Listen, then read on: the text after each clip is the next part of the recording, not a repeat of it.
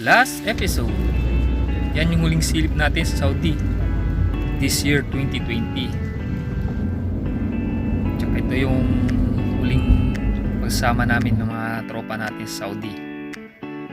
Yan, sa airport. Yan, pauwi na kami.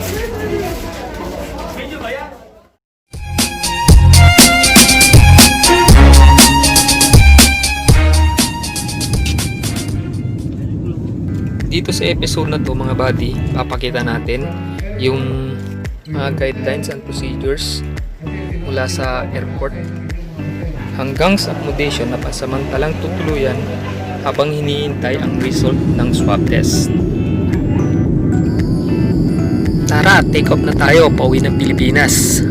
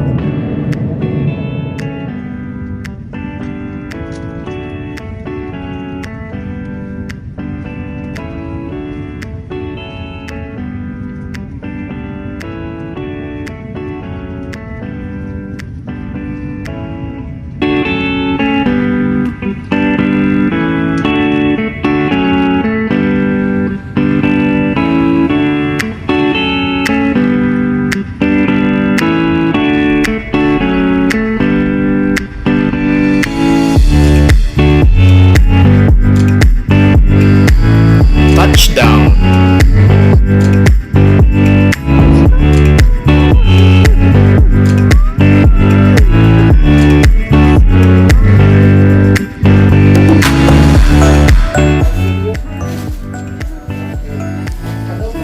Ayan, nasa Pilipinas tayo mga buddy.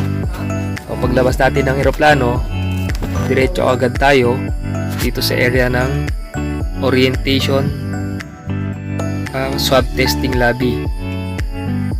Diyan sa area na yan, diyan yung mga swab testing area sa bandang harapan.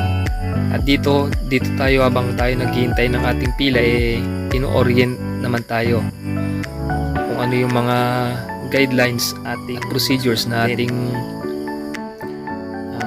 galing dito sa airport papuntang quarantine facility hanggang sa lumabas ang ating swab test results.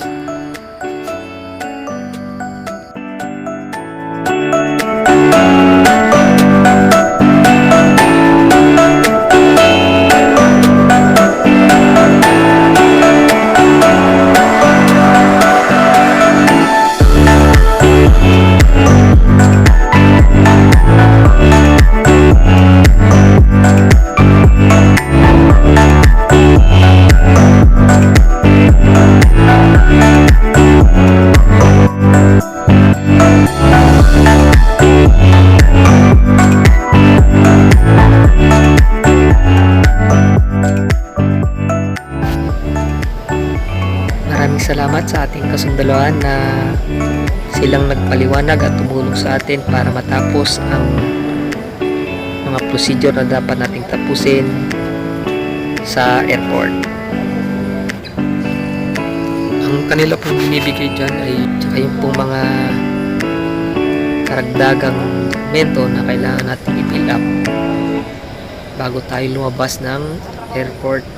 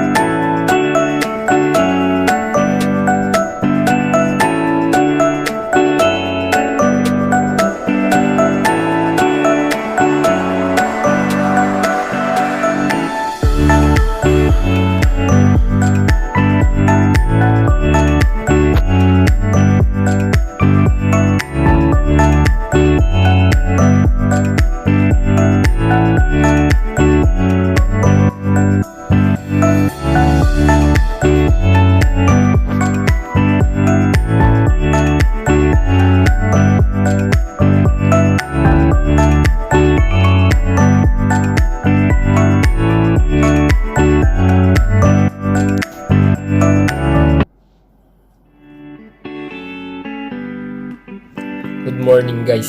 Sarap ng gising, sarap ng tulog, sarap din ng gising, sarap din ng ulam. So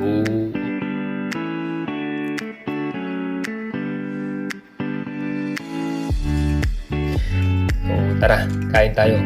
Sinusulit ang kain kasi inabot kami ng mahigit 2 days sa airport. Mahigit 24 hours kami naghintay ng international flight pauwi ng Pilipinas doon sa airport ng Riyadh. So kaya talagang pagod, puyat at saka sakit ng katawan yung nararamdaman namin. So kagabi ang aga kong natulog, hindi ko na nakita yung pagkain para sa hapunan. Nakatulog na ako after shower, then nagising ako kanina umaga 6:30. So kinain ko yung panghapunan ko, then ito pa lang yung breakfast. Nakain ko ngayong 9:30 ng umaga. So tara, kain tayo ulit. So, hindi na to breakfast sa snack na. Baga, ito pa sige, tapos di ko siya ulit. So, sige guys, kakain muna ako.